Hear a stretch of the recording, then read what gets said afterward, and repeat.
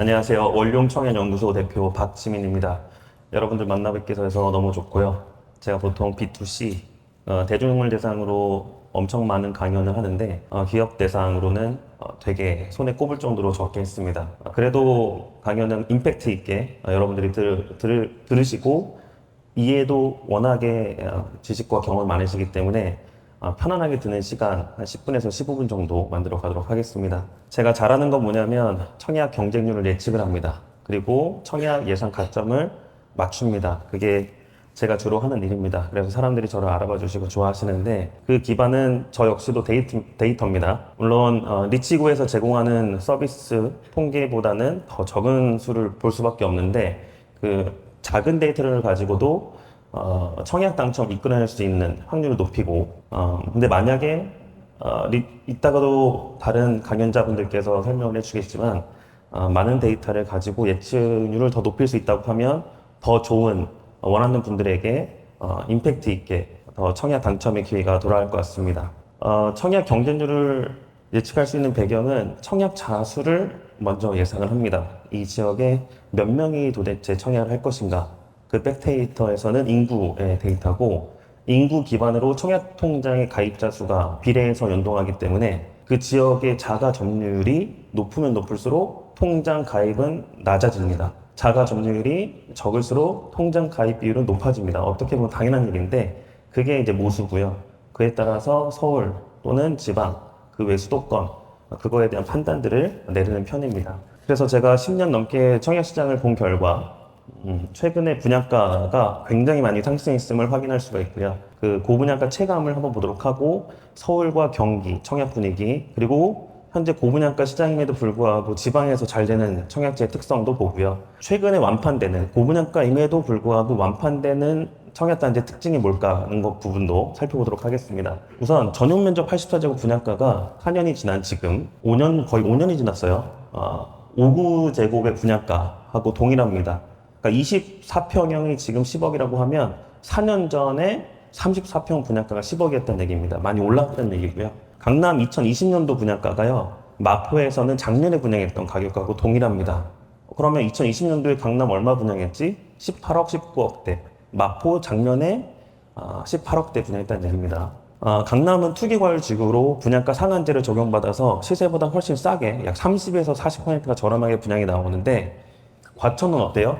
과천은 비규제 지역으로 시세만큼 분양을 할 수 있게 되는 지역인데요. 작년에 분양했던 과천 프레스티어 자이 같은 경우가 강남 분양가하고 동일하게 나왔습니다. 그럼에도 불구하고 완판이 되었다는 부분. 이게 굉장히 중요해요. 서울의 국민주택 규모의 분양가가 이제 10억 이하가 없어요. 12억 이하도 없습니다. 그거는 통계를 보면 알 수 있습니다. 자, 왼쪽에 보시는 게 2023년부터죠. 여기 청약 시기. 데이터가 좀 많아요. 23년부터 말까지 1년 동안의 통계를 보게 되면 각 청약 단지별 노란색 그래프는 청약자 수를 나타내고요. 그 다음 분양 공급량에 따라서 경쟁률이 산출이 되고 이 단지의 분양가가 전용 면적 84 기준에서 빨간색 그래프로 나타나게 됩니다. 어떻게 보이시나요? 10억 이하 분양가가 있습니다. 이때는. 입지가 조금 서울에서도 외곽 지역이긴 한데 은평구, 그 다음에 동대문구, 은평구, 관악구 위에 있는 지역 몇 개가 전용 면적 84가 10억이 안 됩니다. 그리고 서울 청약을 할 때는 여기 핵심 포인트에서는 청약자 수가 굉장히 중요하다고 말씀을 드렸잖아요. 만 건이 넘어가냐 안 넘어가냐가 서울의 청약 과열의 정도를 나타냅니다. 여기서 한번 생각을 해볼게요. 서울에서 그럼 가장 많이 청약자 수를 불러일으킨 단지가 어디냐? 뭐 강일지 그런 데 말고요. 서울 해당 지역 거주자만 청약을 했을 때 최근에 작년 원펜타스 9만 3천 명 청약을 했습니다. 방배 같은 지역이 3만, 4만, 5만, 잠실 8만 이런 식입니다. 엄청나게 많은 수가 청약을 한 것이고 어제와 그저께 당첨자 발표가 된 단지가 두 개가 있어요. 서울에서 고척 푸르주 힐스테이트하고 힐스테이트 메디알레라고 고척 4구역, 대조 2구역 분양했었는데 당첨 발표가 나왔죠. 그때 청약자 수가 3,400명 정도, 그리고 2,000명 정도였습니다. 과열이 아니었다는 얘기죠. 지금 포인트는 분양가가 많이 올랐는데 작년에 한 해 동안 분양가가 10억 이하가 없습니다. 10억 이하가 없어요. 제일 작은 낮은 분양가는 푸르지오 라디우스 파크 보이시죠? 12억 1천만 원. 이게 가장 낮은 분양가. 그리고 연말에 분양했던 더샵 퍼스트 월드. 네, 노원구거든요. 저기 중랑구죠. 중랑구 14억대. 그다음 서울 원 아이파크 노원구도 14억대. 그러니까 고분양가 시절이 맞다라는 겁니다. 지금 서울은 1번 아니면 2번 또는 3번 그래프에서 분양을 하게 됩니다. 이게 뭐냐면 시계열로 봤을 때 가격대가 올라가고 떨어지고 첫 번째 그래프 왼쪽 거는 이제 정고점을 돌파해서 천장이 없어져 버린 서울의 주요 급지를 나타낸 것이고 3번의 그림은 지금 정고점에 거의 위치한 서울 외곽 지역들 동대문구나 중랑구나 은평구나 관악구 같은 지역이 정고점에 이제 도달한다. 근데 워낙에 비싸게 올랐기 때문에 분양가를 올려도 즉 어느 수준에 올리냐 1번은 분양가 상한제 시세보다 훨씬 낮게 분양한 지역이고요. 2번은 시세보다 조금 낮게 분양한 지역이고 3번이 이번에 분양한 고척 4구역이나 대조동 같은 분양지입니다. 그랬을 때 완판이 쉽게 된다는 얘기입니다. 근데 그 외에 경기 지역은 어떨까요? 경기도도 몇 년 사이에 분양가 상승이 엄청나게 있었는데 4년 동안 60%에서 100% 분양가가 상승했습니다. 예를 들면 하나포레나 수원장은 6억인데 이 지역에서 분양이 최근 이목지구에서 분양을 했거든요. 거의 2배가 올랐습니다. 4년 동안. 그럼에도 불구하고 맨 밑에 보이시는 대방 디에트르 더 리츠 같은 경우는 어느 정도 분양이 완판에 가까워지고 있다라는 내용도 있습니다. 광명인데요. 광명도 비슷한 시기, 같은 시기에 분양가가 엄청나게 올랐습니다. 2019년도, 20년도 7억대에서 지금 12억대까지 올라간 케이스. 그럼에도 불구하고 완판은 됐고 프리미엄도 붙어있다. 경기 지역인데 분양가 상승이 더딘 지역이 있어요. 말 그대로 분양가 상한제 지역. 대표적으로 검단 신도시죠. 파주 운정 신도시도 포함이 됩니다. 이 지역 같은 경우는 4년 동안 4억대에서 고작 5억대. 그러니 검단이 이제 서울 외곽 지역이고 저렴하지만 서울의 고분양가 수준보다 훨씬 낮은 수준의 상승률을 보였기 때문에 완판도 문제가 없고 그 지역에서 싸게 분양받아서 내 집 마련 및 투자까지도 이루는 분들이 많습니다. 이게 분양가 상한제. 그래서 제가 청약시장을 볼 때 과열이냐 아니냐는 사실 단순하잖아요. 시세보다 얼마나 싸게 분양하는가의 포인트인데 분양가 상한제는 2개 지역이죠. 하나는 투기활지구하고 공공택지. 그러니까 1기, 2기, 3기, 4기 신도시 같은 게 공공택지고 서울의 4개 구가 투기활지구. 이 지역을 제외하고서는 분양가 상한제가 아니다. 그래서 고분양가가 많다라는 겁니다. 근데 지방에서도 분양이 잘 되는 지역이 있어요. 특히 오른쪽에 보시면 지방 대표 모범 청약 지역을 4군데로 제가 뽑아놨는데 최근 4년, 5년 동안 쭉 봤을 때 이 지역은 거의 실패가 없었어요. 청주, 창원, 아산, 전주입니다. 막 시세가 7억까지 올라가고 가격이 4억대 중반까지 떨어져도 분양가는 4억 초반에 분양을 하다 보니까 이렇게 모범적으로 분양가를 올리지 않고 완판이 되는 지역은 이쪽 지역이다. 물론 택지지구도 있지만 재개발 지역도 많거든요. 네, 특히 청주 같은 사직, 3호, 특히 건설사분들께서는 지방 재개발 지역도 많이 다루실 텐데 그쪽 지역에서 생각보다 이제 조합원 사업지기도 한데 4억대, 5억대 전후의 분양가로 공급했을 때 완판이 되는 경우도 상당히 많았다라는 겁니다. 청주도 최근 2년, 3년간의 분양가가 4억대, 5억대를 넘어가지 않는 그런 상황을 보여주고 있습니다. 시세보다 훨씬 높게 분양하는 단지들이 수도권 일부 지역하고 지방의 대부분 지역에 발생을 하고 있는데 사람들한테 분양을 받도록 설득시키는 요인들이 필요한 것 같아요. 시세보다 높게 분양하는 아파트의 경우는 이미 너무 전문가셔서 잘 아시겠지만 수요를 당기는 조건이 필요하고 그 다음에 이게 싸다든 또는 적정 가격이라는 내용을 알려주는 작업도 필요합니다. 일단 수요를 당기는 조건들은 너무나 잘 아실 거예요. 정리 차원에서 보세요. 예시입니다. 더샵 퍼스트 월드. 작년 12월 달에 분양했던 중랑구에 있는 아파트인데 39제곱, 44제곱, 초소형이죠. 그런 아파트는 중도금을 무이자로 해준다고 합니다. 그 다음 분양가가 아주 높은 중대형, 막 20억 정도 합니다. 근데 중랑구에서 20억? 수요가 없잖아요. 20억이면 마포가지, 성동가지 이런 생각을 하고 있다 보니까 그 지역 주민의 수요를 끌어당기기 위해서 85제곱 초과에 대한 중대형 평형은 계약금을 5% 해준다. 이렇게 같은 단지 내에서도 평형에 따라서 조건을 달리해준다라는 게 판매 전략이었던 것 같아요. 그러면 저 같은 투자자 및 저의 수강생분들은 20억인데 계약금 10% 2억이 아니라 1억만 내면 된대, 9천만 원만 내면 된대. 그럴 때 이제 혹 하시더라고요. 심지어 이제 예시는 없지만 그 의정부에 나리백시티가 있습니다. 나리백시티라고 분양한 게 있는데 관계자가 계시면 죄송해요. 거기가 전용 면적 84제곱이 7억 정도에 분양했어요. 근데 의정부 금호동의 북쪽 끝에 위치해 있고 그보다 입지가 훨씬 좋은 의정부역 인근 단지가 5억대 초중반이면 사요. 그러면 7억에 분양 받는 외곽이 나아요? 아니면 신축 중심지 5억 5천에 사는 게 나아요? 당연히 합리적인 선택은 5억 5천짜리를 매수하는 건데 이 나리백시티가 분양 대금 계약금이 5%예요.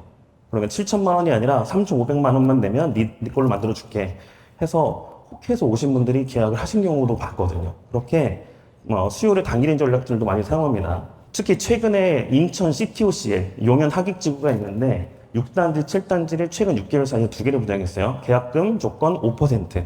분양가가 약 7억이거든요. 그럼 3천만 원대 초중반으로 내 집 마련. 그런 식으로 원판을 6단지는 시켰고 7단지는 진행 중에 있습니다. 그 다음 작년 12월 달에 분양했던 광명 유승 라포레라고 있어요. 여기가 분양가가 8사 기준에서 9억대 중반이었거든요.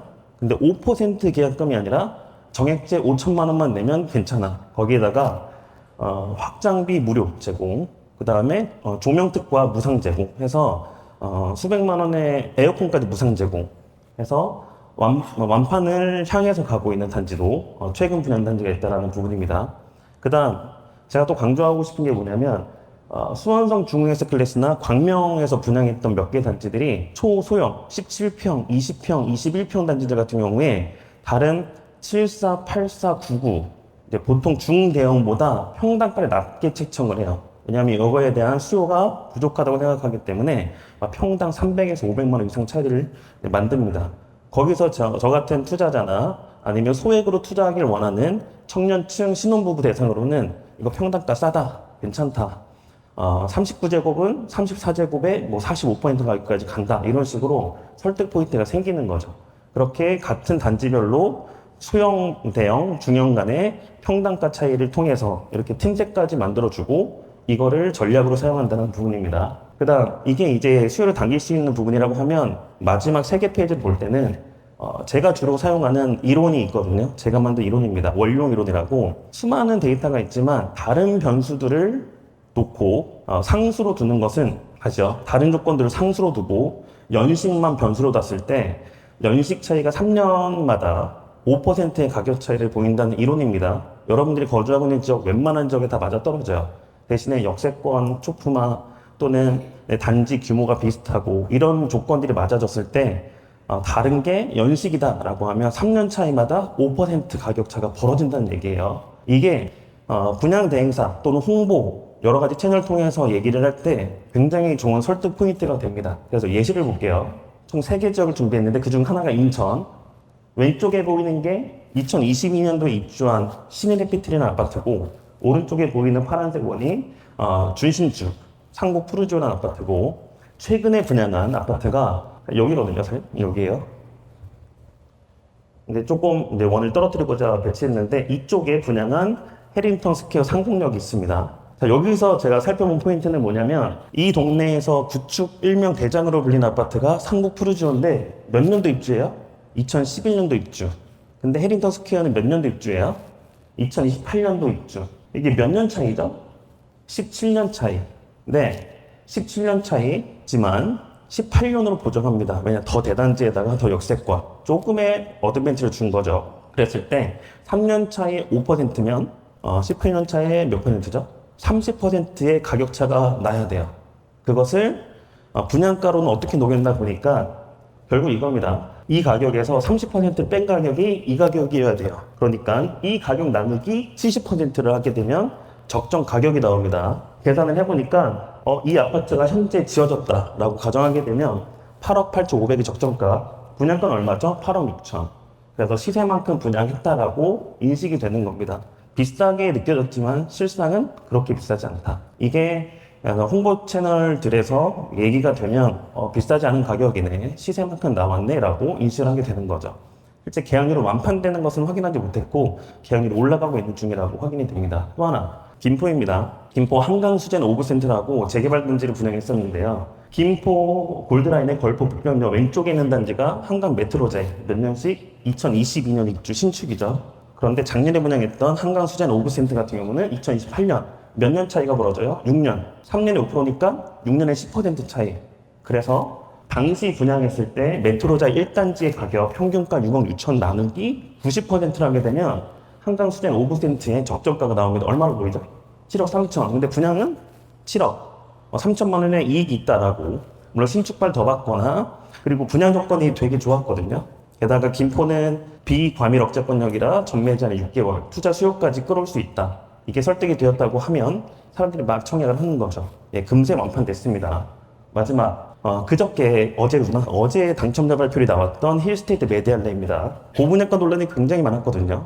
5구 타입을 보게 되면 맨 위에 연식 내역이 보이죠. 저기 GTX-A 지나가는 역세권이고 그다음 북한산 힐스테이트가 중간에 있습니다. 2011년도 5구 타입이 지금 평균가 9억. 그럼 5구 간의 비교를 해야 돼요. 왜냐하면 힐스테이트 메디알레는 5구 위주로 분양했거든요. 59제곱 대입합니다. 몇 년 차이? 15년. 15년 차이게 되면 3년에 5%, 6년에 10%, 15년에 25%. 그래서 25% 차감한 75%. 그러니까 이 가격 곱하기 75%를 해야지 이 가격이 나오는 거잖아요.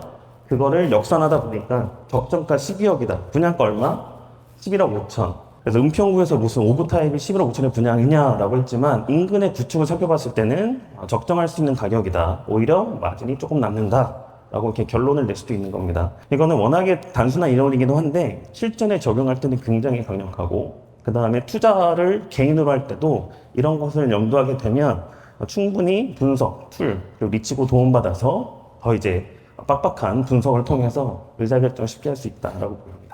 제가 말씀드린 것은 최근의 경기, 서울, 지방의 청약 분위기 그리고 마지막에는 수요를 끌어올리는 그리고 수요를 당기는, 밀어내는 그리고 알려주는 그런 전략에 대해서 설명을 해드렸습니다. 이상 원룸청약연구소 박지민이었습니다. 감사합니다.